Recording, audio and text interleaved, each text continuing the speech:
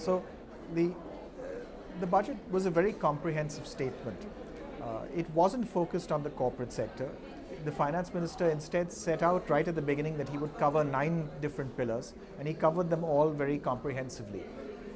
The focus on manufacturing really came in an indirect way. He recognized that manufacturing companies were not investing because of a lack of demand. And given that, he thought about what the government could actually do to take the lead in stimulating demand. And this lead in stimulating demand, I think, is going to come from 2 areas. It comes from the focus on rural demand. Rural demand has been depressed because of 2 poor monsoons. So I think he's trying to see how he could feed as much direct funds into the rural economy as possible, so that that would then more broadly stimulate demand across the economy. And second, through direct spending on infrastructure, and in particular on the road building program.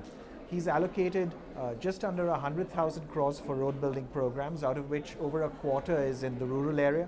That's a very potential, powerful means of both stimulating demand in the short run and providing great benefits to the economy in the long run from improved connectivity. To me, the greatest takeaway from the budget is actually on many of the announcements that were made that need to still be understood and heard and detailed out. So for example, how will this scheme work to resolve past tax disputes? It's potentially very transformative. Because if we can indeed clear the legacy of old tax disputes and clear them all off in a few months, that could be hugely beneficial for the economy as a whole from 2 perspectives. One is it clears off a whole lot of old tax disputes. Second, it means that many firms can go forward without that legacy hanging over them. Second, what was announced in terms of moving from plan, non-plan in the budget to capex revenue.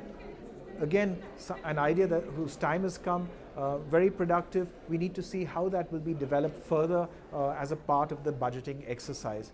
And third, an announcement that was made almost in passing, that henceforth every government scheme will have a sunset clause.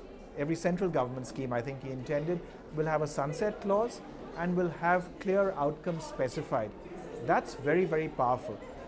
And if we see that really come to life, starting with all the schemes that were announced in this budget, that will be very useful and potentially quite transformative in terms of governance. Many other things to welcome as well. For example, the pilot program for moving from fertilizer subsidy to direct benefits transfers to farmers. Again, something that is very powerful. It needs to happen quickly. It needs to be expanded as rapidly as possible, because we must move from a regime where we directly provide a benefit to farmers instead of subsidizing companies.